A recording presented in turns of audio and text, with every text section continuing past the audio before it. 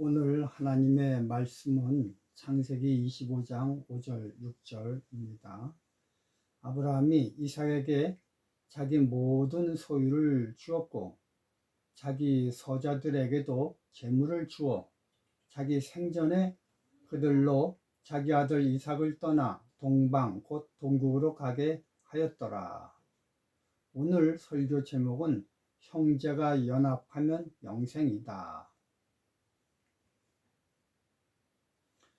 토사구팽이란 말이 있습니다. 토끼가 잡혀 죽으면 사냥개는 쓸모없게 되어 삶아 먹힌다는 뜻으로 필요할 때는 쓰고 필요하지 않을 때는 야박하게 버린다는 경우를 이르는 말입니다. 이 말은 유방과 한신의 관계에서 유래되었지요. 유방은 한나라를 세우는데 1등 공신인 한신을 나라의 미래를 위해 가차없이 없애버립니다. 꼭 이와 동일한 상황은 아니지만 아브라함도 그의 아들 이삭을 위해 다른 아들들을 이삭이 가나안에서 공고하게 자리잡게 이삭으로부터 멀리 떠나게 합니다. 자기 생전에 그들로 자기 아들 이삭을 떠나 동방 곧 동국으로 가게 하였더라. 아브라함의 아들들이 자의적으로 간 것이 아니라 아브라함이 그가 살아있을 때 그의 힘으로 후처 구두라의 아들들에게 강력하게 가게 하였다라고 성경은 말하고 있습니다. 아브라함은 왜 이렇게 했을까요? 온통 우상을 섬기는 가나안의 이방 족속들로 둘러싸여 한 나라를 굳건히 세우는데 어려운 그의 아들 이삭을 도와 모든 형제들이 합하기를 바라지 않고 오히려 그들을 해쳐 살게 했습니다. 왜 그랬을까요? 여기에는 두 가지 이유가 있습니다. 첫째는 그의 아들 이삭이 굳게 서는 데는 인간의 도움에 의한 것이 아니라 유일하게 여호와 하나님의 도움만이 필요했기 때문입니다. 오로지 하나님의 심정 정치에 의해서만 이삭이 굳게 해져야만 하기 때문입니다. 둘째는 성경을 보면 성경 안에는 온통 형제간의 불화에 의한 싸움이 잦습니다. 마태복음 10장 36절 사람의 원수가 자기 집안 식구리라.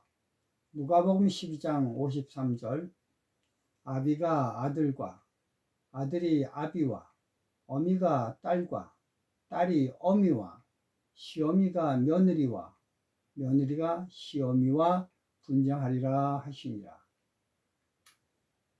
그래서 가인과 아벨, 이스마엘과 이삭, 에서와 야곱 등 형제간의 협력은 전혀 없고 대부분 분쟁이 줄을 이루고 있습니다. 이것을 영적 시각으로 미리 안 아브라함이었기에 그는 그의 후처 그두라의 후손들에게 이삭과 멀리 떨어져 살도록 계획하였습니다.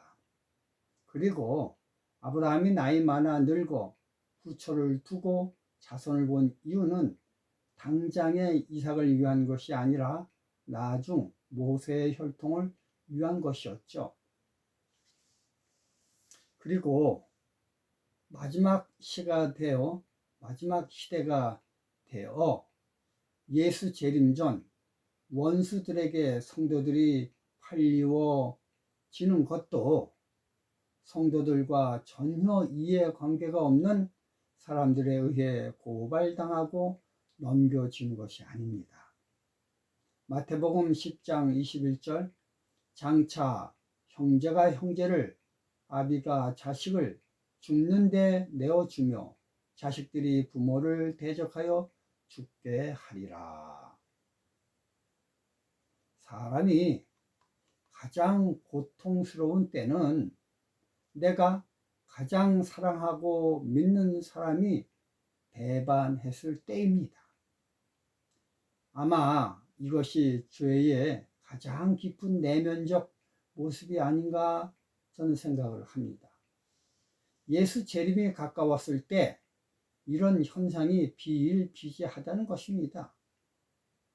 욥기서를 보면요, 욥을 가장 힘들게 한 사람은 다름이 아닌 욥의 아내였습니다. 그리고 친밀한 친구들이었습니다. 그만큼 이 세상은 더 이상 유예 기간을 두어 회개를 기다릴 시간조차 필요 없다라는 징조들이 이것들입니다. 이럴 때 구원받은 성도들은 원수를 사랑하는 심정을 간직하지 못하면 가슴이 터져나갈 듯한 고통에 견딜 수 없을 것입니다. 그렇기 때문에 구원받은 성도들은 평소에 원수를 사랑하라는 말을 실천하고 있어야 합니다. 그렇지 않으면 가장 가까운 사람에 의해 마음의 상처를 받을 때 실망, 좌절, 낙담함으로 인해 믿음 생활에서 떠날 가능성이 매우 농후하기 때문입니다.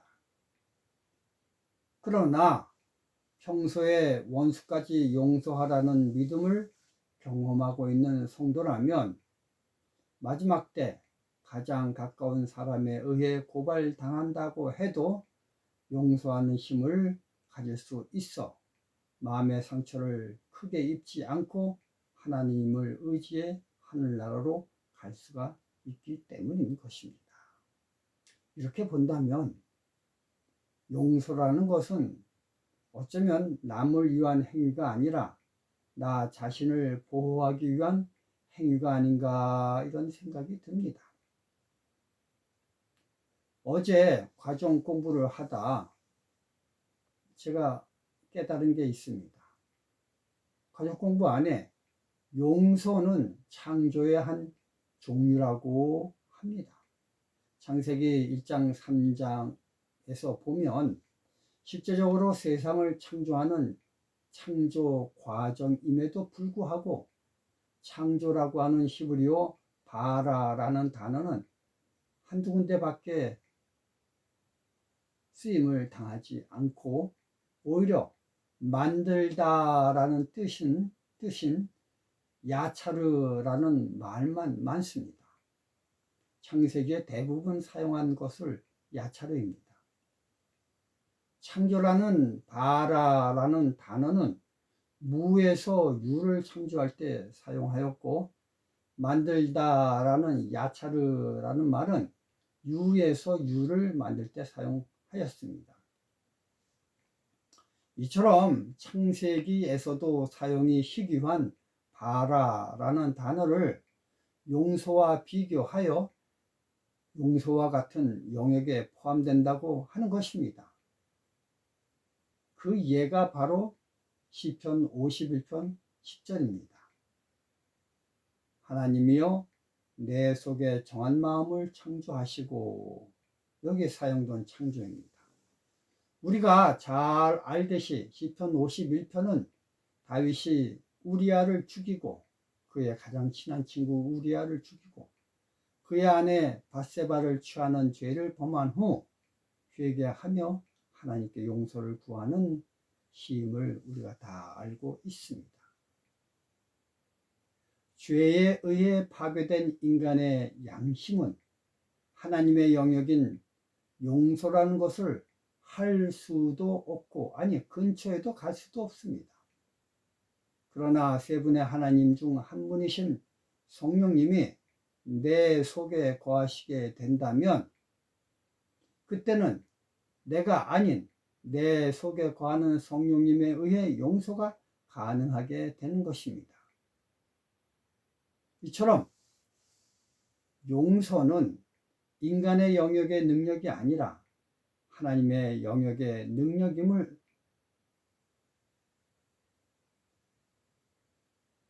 그러므로 진정한 용서가 행해질 수 있다는 것을 가리켜 성경은 바라 라는 창조라고 할 수 있는 단어를 사용함으로 그 소중성을 알려주고 있습니다. 이것은 절대 인간의 능력으로 만들어진 것이 아닙니다. 오로지 하나님에 의해 창조되는 놀라운 능력이 용서입니다. 그래서 용서하는 사람들을 가리켜 하나님이 재창조하셨다라고 말하게 됩니다. 죄악 이 세상은 시간이 가면 갈수록 악이 횡행해져 가장 악한 모습이 나타나는데, 그것은 바로 가장 사랑을 하던 사람이, 사랑을 받던 사람이 배반하는 일입니다. 예수님도 이방인인 로마 관원에 의해 처형당한 것이 아닙니다. 가장 예수님과 가깝다고 하던 가룟 유다에 의해, 제자 가룟 유다에 의해 그분은 고발당하고 잡히시었습니다. 이러한 내막을 알면 시편 133편 1절 3절에 있는 형제가 연합하여 동거함이 어찌 그리 선하고 아름다운고, 거기서 여호와께서 복을 명하셨나니 곧 영생이로다. 이런 시의 깊은 의미를 비로소 이해하게 되는 것입니다. 형제가 연합하여 동거하는 것이 세상에서 가장 어려운 일인데, 그럼에도 불구하고 형제가 연합하여 동거하니 그것이 영생이 아니면 무엇이 영생이겠습니까? 우리가 교회에서 신앙생활 하면서 성도를 사랑하고 용서하고 아끼는 것이야말로 하나님의 계명을 이루는 것입니다. 감사합니다.